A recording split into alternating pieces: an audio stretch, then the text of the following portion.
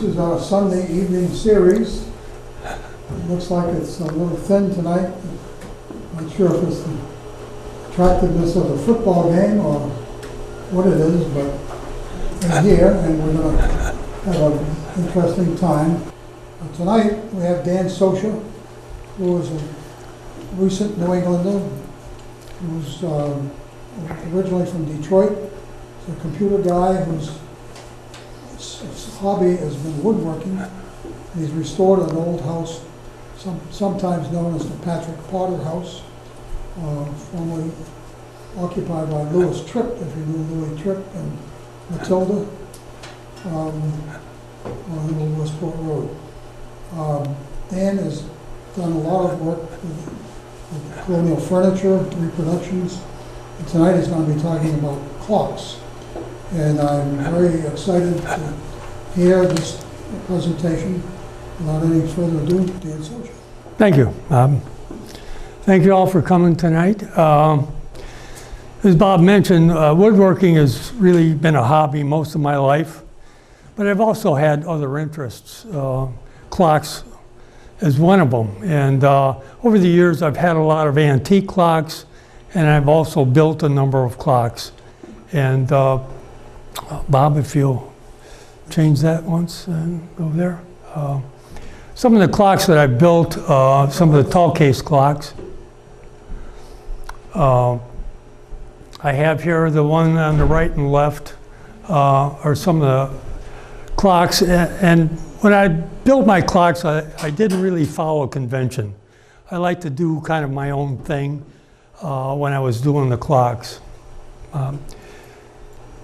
This is inside my shop. I'm building a couple of cases here for the tall case clocks. And well, I didn't design these clocks. The case that I built here were actually a set of plans from a woodworking magazine. But where I wanted to add my own creativity is really in the dial sets. I didn't really want to follow convention. I wanted to kind of do my own thing. So this is the dial sets for those tall case clocks. In the bottom section here, this dial ring is really a paper dial that I bought and I glued to the dial mat. And then I've always kind of wanted to play with oil painting, but I never had time. So this is my first opportunity to do some oil painting on the arch. And as you can see, I like color. So I didn't follow the convention of the muted colors of the clocks today. I put a lot of color in it. And in this case, the ship rolls back and forth on the waves with the help of the pendulum. This is my Paul Revere clock. And in the hood, I have a little night light, about a 3-watt light, to just bring a little attention to the moonlight and the light in the buildings. And old Paul Revere rides back and forth with the help of the pendulum also. And then I had to go full bore tacky and do a witch clock. And I think I was inspired by a Halloween visit to Salem one year in the 80s, and I said, I have to do this. So, but back to the real clock here. This is the Simon Willard clock that I built a reproduction of. Now, how this project got started, some of you may know Gary Adrian's Furniture Makers. I did some subcontracting work for Gary on special projects, and Gary knew that I like clocks.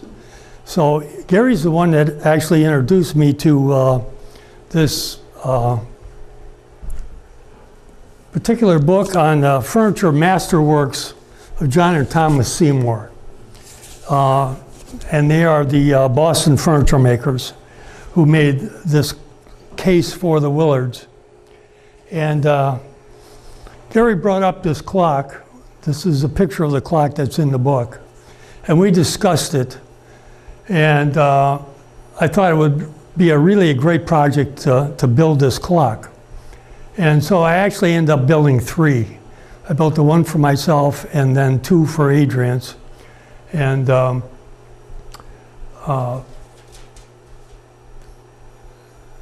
I'd like to bring attention to kind of one of the words in the title here, and that's the word reproduction.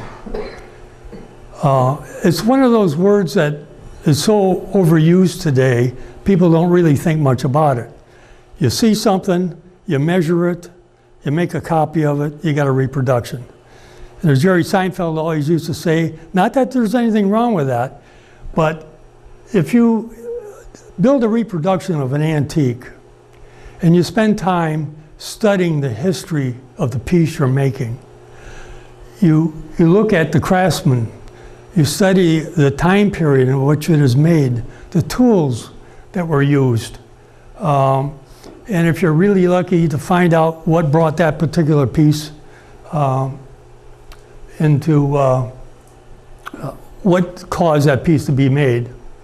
And so after having done that with this clock became very special. It became different than all the other clocks that I was building. So to give you a little feeling of that history, let's go back a little bit, like about 200 years. It's 1790, and in 1790, the American Revolutionary War was over. A lot of people, a lot of craftsmen were coming from Europe to start a new life in a new country. There were a lot of shipwrights, carpenters, cabinet makers, blacksmiths, a lot of people different crafts coming over. And if you bore down a little bit, you find that at that time period, a lot of the people, the shipwrights or carpenters, they didn't always have work to do. And if they didn't have work to do at their trade, they would make furniture because they could translate their skill set to furniture. And so there were a lot of people making furniture, and it certainly wasn't the quality of furniture as the high-end furniture makers were making for rich clients. The country needed furniture. It was moderate furniture, and a lot of people had it. But clocks in 1790, 1800 was a luxury item. It was very expensive. Most of the clocks were tall case clocks because all the clocks were weight driven, and so they needed the length. And clocks were also expensive because, unlike other furniture that could have a single craftsman build the whole thing, clocks required a lot of different skills to bring a clock together. The clockmaker in 1790 was really the person that made the movement. They were more metal workers when the metal clocks came out. They had to cut the gears. They were making the little bushings, the shafts, the little fine springs. It was a very highly skilled job. They had to be good at math to make the gear trains. And it was a full-time job just to make the movements. And then there were the dial makers. That was a separate skill. And they were artists for the most part. And they were the ones that painted the numbers, painted the dials, painted the pictures, the designs. And later when moon dials come in, they would paint the faces. This is another dial. These are English dials. And I kind of like the English dials more than the American dials because they were colorful. I like color. And they had interesting scenes, and every one was different. Now, when you think about how much time the artist spent just painting one dial, if you owned an English tall case clock, you had one of a kind, and it was very expensive. And every scene was different. And because of the scenes, when you saw the clock, you would look at it. You would spend more time really looking at the dials. But this is America. And the English dials, with all those scenes, were really European period pieces, people with European clothes and European places where America wanted to do something different. They wanted their own identity. And so The American clocks didn't really like the standard European dials. So what they started to do is started to make clock dials a little more generic. They started having, you know, fruits and flowers and animals that didn't really pin that clock to any time period or country. But that changed very quickly. And this dial, this became kind of standard and is standard today. Where the moon dials, when clocks became more refined, the moon dials came into play. That became very popular. The artist could create do his creativity in the moon face or other pictures in that moon dial. But the rest of the clock around the dial ring is really just geometric shapes now. And this is pretty much the standard up until today. Then there were the hand makers. This is a specialty item. These hands were made by hand, and they were made out of metal, and they were filed and cut by an individual hand maker. And because of the delicate nature and the hard material, this is a very specialized skill. So in clock shops, one person would be doing all of the hands. And you can see there's so many different variations of designs of hands that could be made. And then there were the cases, but since there were so many furniture makers out there and cabinet makers, most of the clock companies subcontracted that work out to other companies. So today, if you go to museums or look at old clocks, there usually is two names associated with clocks: the clock maker and the case maker.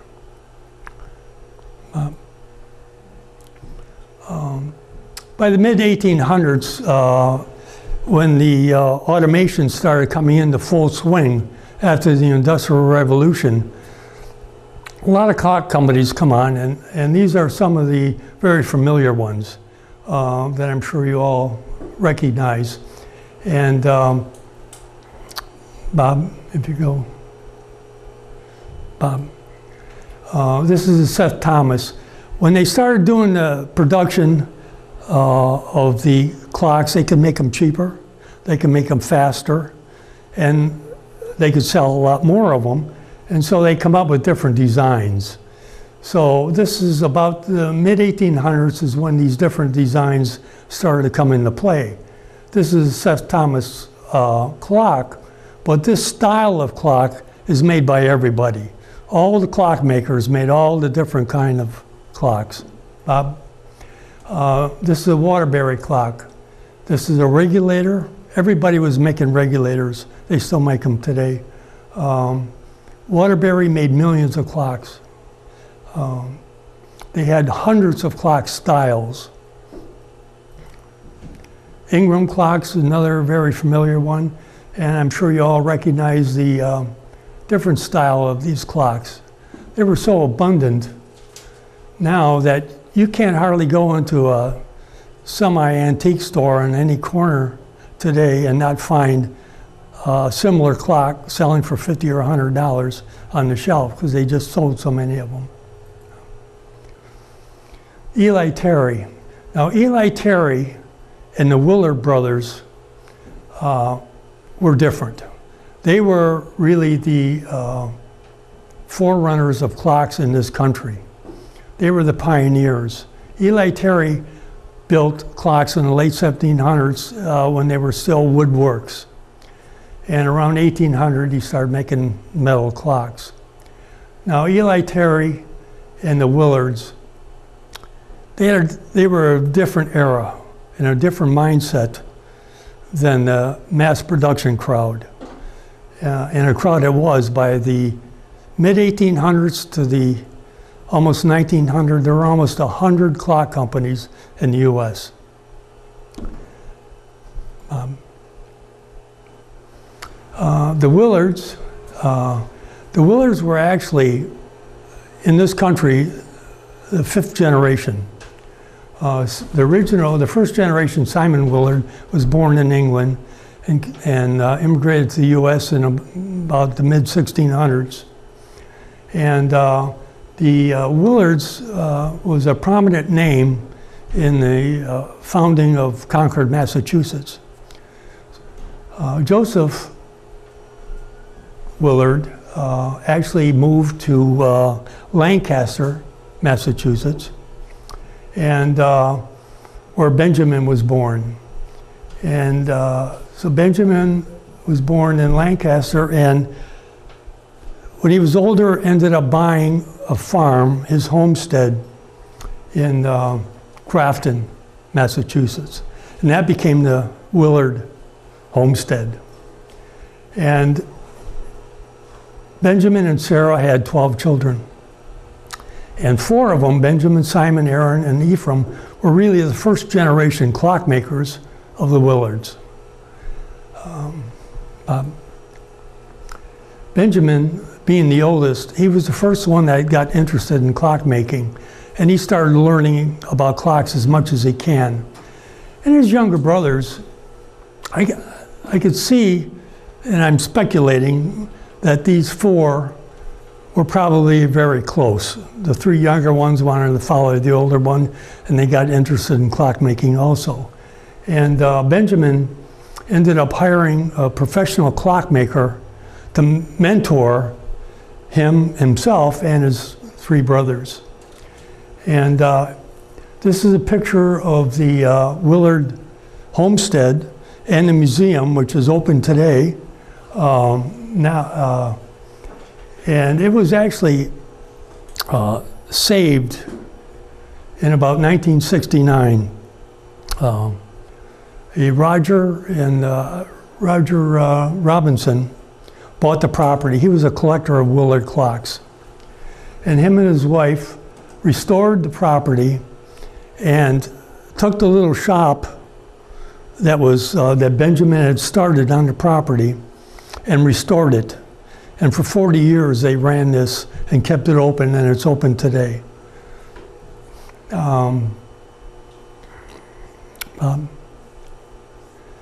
Benjamin, when he actually got old enough and he moved away, he moved to Lexington, Mass. And he opened up a clock shop in Lexington. And his 2 brothers, Simon and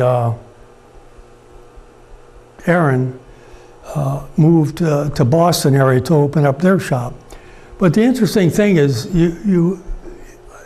as I look at this, I think that they were very close as brothers, but they were very competitive, because Simon and Aaron opened 2 different shops on the same street a quarter of a mile away in Boston.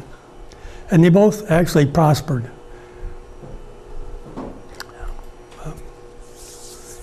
Over time, it was clear that Simon became really the best clockmaker out of the brothers.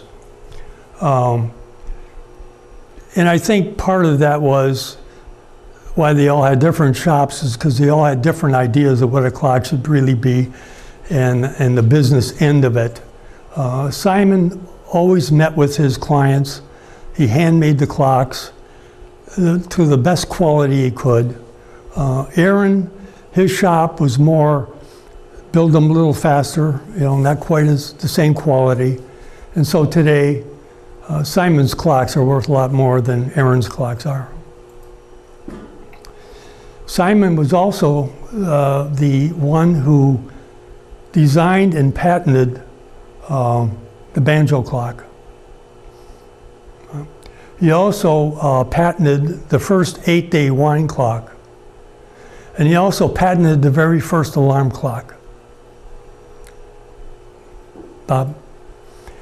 And he also designed the shelf clocks, of which that is a reproduction of. And the shelf clocks, the reason he came up with the shelf clocks is he wanted to make clocks a little more affordable to more people. So he thought about taking a tall case clock, taking the hood off, and the base and putting them together and eliminating the middle section. And that's how these clocks came about. And they were very popular from about 1780 to 1830. Over time, Benjamin, he opened up a shop in Lexington, and then he opened up another one in Medford, and then he moved around, and he ended up moving to Baltimore, and he died in 1803. Simon retired in about the late 1830s and died in 1848 in Boston. And Aaron passed away in 1844 in Boston also, and his son Aaron continued his shop until about 1850. And Ephraim, I guess he was the youngest one, and while he got involved in the clocks, I don't think his heart wasn't really in it. He moved around a lot. There's some places he was a laborer, and some places he was a clockmaker, but there's almost no clocks of his in existence today. The other partner in this is really the Seymours. John Seymour was born in Dorset, England, and he was a cabinet maker, but he loved to build refined furniture. But Dorset was a very rural area, and like so many rural areas, he didn't really have a lot of customers. And so a lot of the people that he knew, the craftsmen, were immigrating to the U.S. And so John picked up his family and immigrated to Portland, Maine in 1783. And he came to Portland, Maine because a lot of the people that he knew before him went to Portland. Portland was one of those cities that were really trying to rebuild after the war. And so they really wanted a lot of craftsmen. And so he went to work for Thomas Robeson. But Thomas recognized in John that John would build this really high-end furniture, unlike a lot of the other cabinet makers.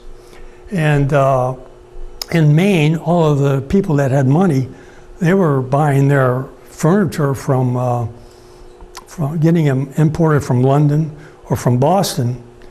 And so Thomas encouraged John and his family to maybe he could do better if he moved to Boston.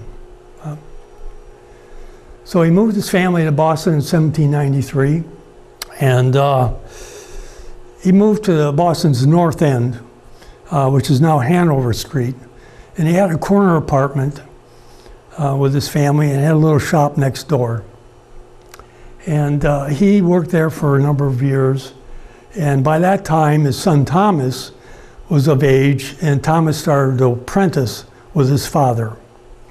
And by about 1809, John was in his 60s and didn't really want to work too much anymore. And Thomas was more contemporary in his thinking and his business, so he opened up a furniture manufactory. And kind of when I read this, I kind of answered a question.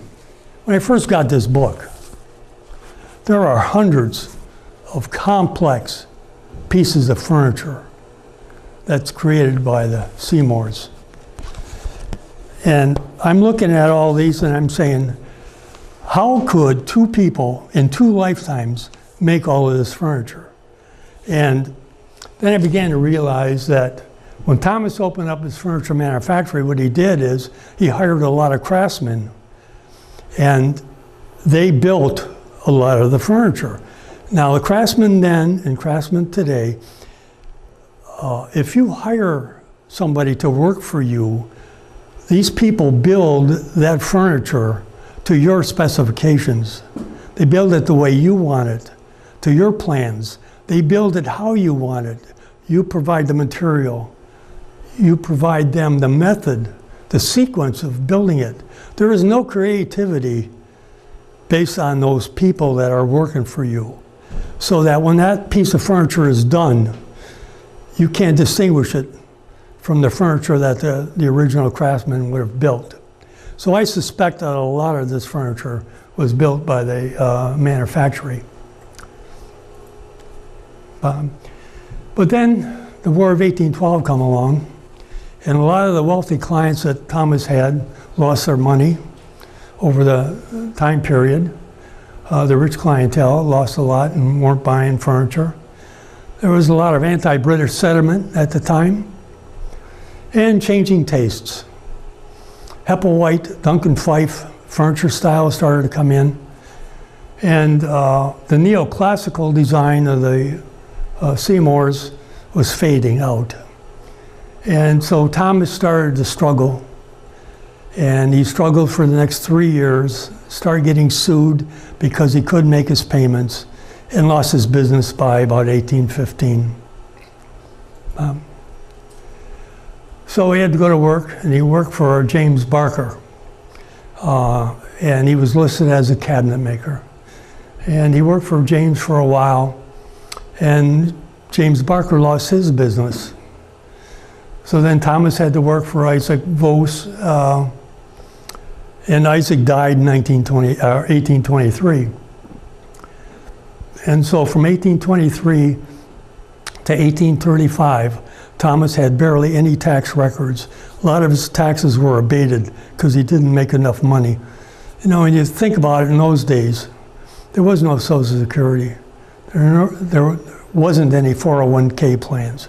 If you didn't earn money, you didn't have money. And after 1835, there was no tax records for Thomas at all. No.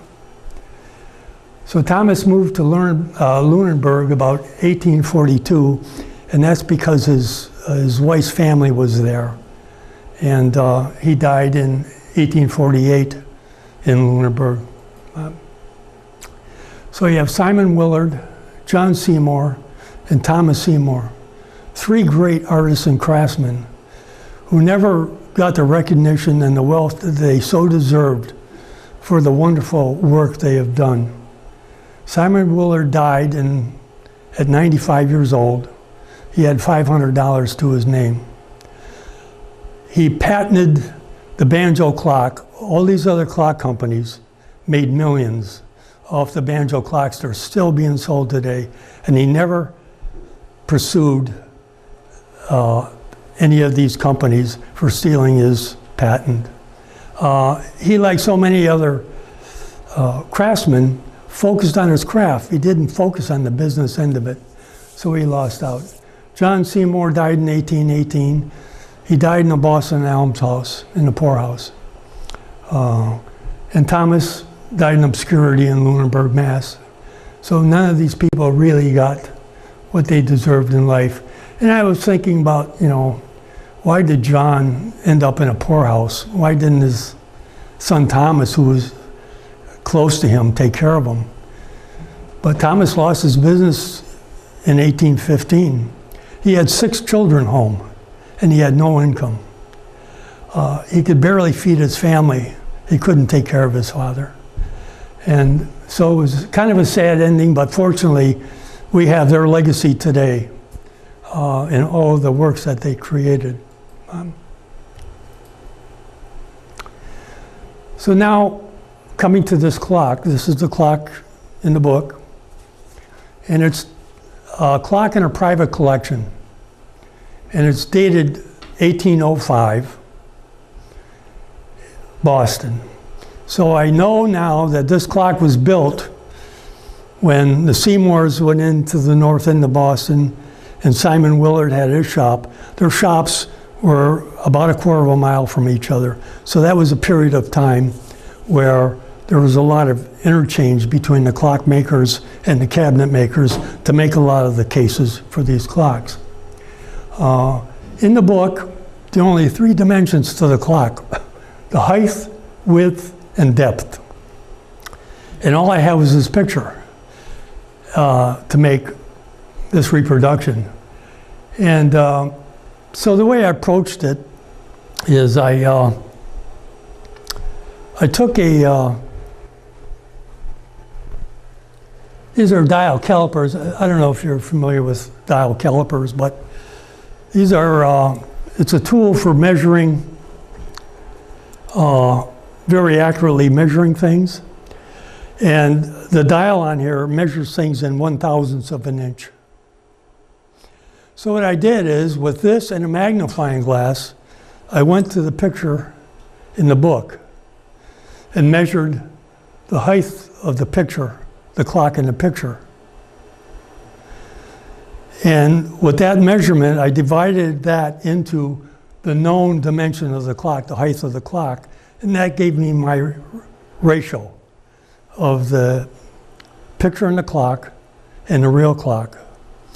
I then used the calipers to measure the width of the picture and multiplied that by the ratio, and then checked to see if that number matched the known width of the clock, and it did. So that told me that that picture, the proportion of that picture was correct.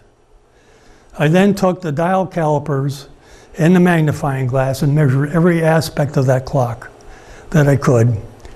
Took all of those numbers, multiplied it by the ratio, and then drew up a set of plans for the clock that I could work to. Now, Bob, I have a drawing of the clock, full-size drawing, but I don't know about the construction of the clock. So that was another thing I had to go look for. How was the clock made inside? What did it look like from the back? So I went to start reading in detail in a book on how to recognize the Seymour's furniture, because all craftsmen have their own certain way of building things and doing things. And so I tried to learn a little bit about how they make things, so I got an understanding for how they might have made this clock. And I also went to the museum, to the Willard Museum. Now, one morning I went there in the summer, and got there early in the morning, and in Grafton, Mass, that museum is still in the middle of the country. And I'm driving down these old roads. I have no idea there's a museum out here, but it was. And I got there in the morning, there was nobody there, first thing. And a car drove up, and a woman got out. She was the caretaker, and so I was the first tour of the day and the only person. So I told her what I was doing and what I was trying to do. And she was nice enough when she gave me the tour to actually let me look at some of the clocks, the shelf clocks. Now, the shelf clocks there were all made by different craftsmen. There were no Seymour clocks there, but there were a lot of shelf clocks. And so she would turn them around and let me look inside. So I get an understanding of how the other people made the clocks.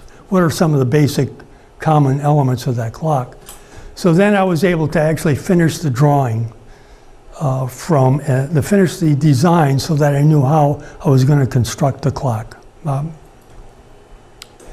I ran into a puzzle. As I'm studying the clock to measure it, I found a mistake. The Seymours made a mistake. I'm looking, this is called a French foot, and it has the feet and an angle with the apron, and it's a very specific style. And I'm looking at the grain in the wood, and the grain is all vertical. And any woodworker today knows you don't make anything with what's called short grain. If it's narrow, like it's narrow in these places, you don't have vertical grain, because wood splits very easy with the grain. And over time, with expansion and contraction, that would split very easy. And since it's even a foot that has to hold the weight, it's all the more important not to do cross grain. Now, I consider myself a fair woodworker, but I know that I was no John or Thomas Seymour. So if I think they made a mistake, then the odds are the mistake is mine. So I decided that this requires some research.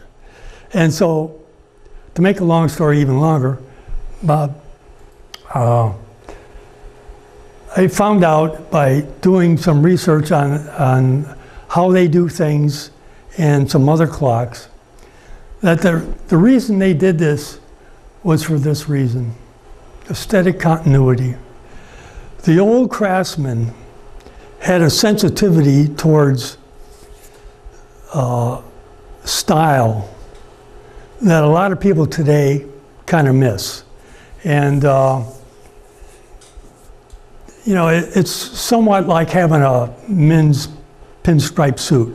You wouldn't have vertical stripes in the pants and horizontal stripes in the jacket. It just doesn't go. So the grain in the base of the clock and the grain in the feet were all vertical, and the grain in their door. They wanted that look all the way through. And so they put aesthetic continuity ahead of construction and strength. So then the question is, what did they do to compensate for that? And is it unique to them? So I started looking at a lot of the other clocks, and these were Willard clocks. Here's a different one. This clockmaker also, in those days, they all kind of understood that continuity. They made the grain vertical here too, but they solved the problem the cheap way. They made the whole piece out of a single piece of wood, cut the shape out, and then just defined the apron and the base by putting veneer on. And so it was a simpler, quicker, cheaper way of doing it, but still getting the look. Another very common style of base, and it's still used today, is called the bracket. Bracket feet. Bob, if you want to zoom in a little on there, if you can. Yeah. The idea of the bracket foot is you just put molding around the sides, and the grain goes horizontal for strength. And it's easy to make because you can just plane that wood to any shape you want. And then you just make little bracket feet and glue them under the bottom. So it's very strong, very quick, simple to make. But in this clock, the clockmaker also considered that continuity, because he placed his veneer such that the horizontal lines are down with the horizontal piece. And then as the grain changed to go vertical, it matched the vertical in the door. So this clockmaker also considered that continuity, but solved the problem of the weak feet differently. So after looking at all that, and I realized that the Seymours did it for a very specific reason. I could not compromise, and I had to do my clock the same way. So I made my clock with the vertical grain so that I get the same continuity. Now, to do this, and also I had to research on how they compensated for the weakness. And what they did, this is a picture of the bottom of the clock, the way they solved it, they put a series of glue blocks underneath so that each block is glued to the base and it's glued to the inside back of the skirt, the apron of the clock, so that this piece became almost as one with the base. And they left room in between so that the wood could expand and contract without binding or splitting. And that clock, the Seymour clock, is 200 years old and it hasn't split.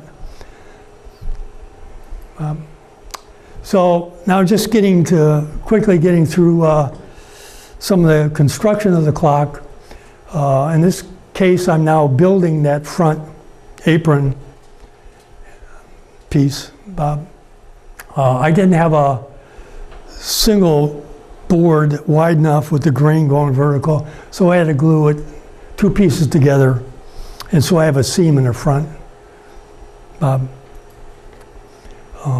I made a special template so that I could set up the router to get exactly the curve on the foot that matched theirs as close as possible.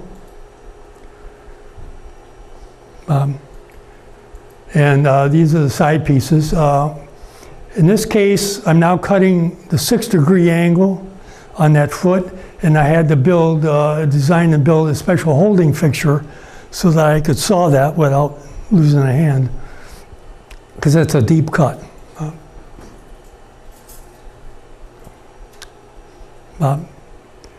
Okay, here I'm cutting the, once I had that piece done, I'm making a spline cut, because when you glue two pieces at 45, you need something besides glue to hold it together. So you put a little slot in there with a little piece of wood so that it becomes as one piece. Here I'm gluing the 3 pieces together. I also had to make a separate special little clamp holders so that when I clamped it, I actually put the pressure perpendicular to the glue joint, because there's no other easy way to glue that accurately. Here I'm just gluing up the case.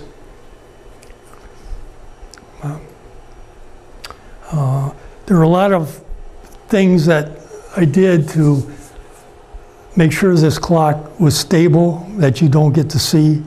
This front piece that has the veneer on it is actually made up of 3 pieces. This piece is tongue and grooved into here so that that piece over years won't distort.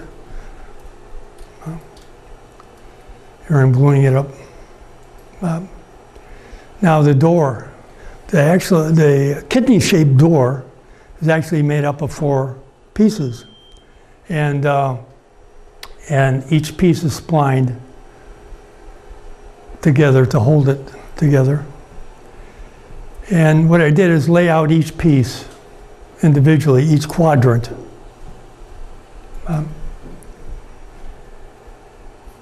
To get the exact shape on the door. And here I'm holding it together. I haven't glued it, but I put the pieces together to make sure that all of the corners, everything matches perfectly, so that opening is as one piece. And then I'm gluing it up. And I also made the glue fixtures, 2 pieces of MDF with these 4 blocks that pivot on the screw, so that with one clamp, I could draw those 2 pieces together, and I could put equal pressure on all 8 points of that clock so that it glued up perfectly even. In this case, I'm putting the veneer on the front. Put the veneer on, oversize. Once it dried, took a razor sharp knife, cut the outline, and then I start putting the string inlays around and taping the inlays, cutting them in place before I glue them to make sure that I get an exact fit. The other piece was the molding around the waist. If you look at the profile of that, that does not lend itself to any router modern day tools. That was done by the Seymours with a series of hand planes. Every woodworker has a lot of hand planes, different radiuses, and so they probably use 3 or 4 different shaped planes to make that molding. But I didn't have those planes, and I didn't want to use routers, even though I couldn't use routers because there was no easy way to do it. So I figured here's a good opportunity. I made my own hand plane, just specific for this. Since I was making 3 clocks, and I wanted all the molding to be exact, I decided to make a hand plane that cut the entire profile in one pass, rather than trying to do it with several planes. So I took the center piece of the plane, just get this here. It's really the center piece of the plane, and laid out the profile and then in the negative of the molding that I wanted. Since I had the full-size plans, I could transfer it onto this block of wood, which is the center core. And with table saws and files and scrapers, I was able to finish the profile in the negative of what I wanted. I then put side pieces down in a spacer piece so that this negative here now is the exact of the positive molding that I wanted. So that when I use that plane, and I plane down so that the sole hits the table, that piece of molding is done. Go ahead. I then took that center piece, cut spaces for the blade, cut the end off with a 40-degree angle on it. And I laid that end piece on the blade that I was going to use to actually do the cutting. Now, this is a spare planer blade, and you can buy them at Home Depot. They're just a regular square planer blade. And I inked up the blade and then scratched the profile around that template. And then using a grinder and hand files that are used for sharpening chainsaw blades, they're really hard. I then filed that profile. Again, this is the negative of the molding that I wanted. Turning it over, I then hand filed all the clearance angles so that I would get an actual cut. One more. And here I put the side pieces on. Now I'm sliding that blade into the pocket. And then I made a piece, a chip breaker, and my really precision adjuster is a screw and a washer, so they get adjusted accurately. Here I took the block of wood that's going to be the actual molding, screwed it to a scrap piece of wood so I could start my plane. Here it's most of the way down, but not quite. One more. And here it's finished when that plane blade sole hits the base. The other piece is the dial. I photographed the picture, the filigree in the center, and I blew it up and printed it out full size, the right size that I wanted. The dial mat I cut out, I fitted the movements to the dial, drilled the holes to the dial mat, drilled the holes for the keys, primed the dial mat, sent this and the dial mat with a set of instructions to a professional dial painter in North Carolina.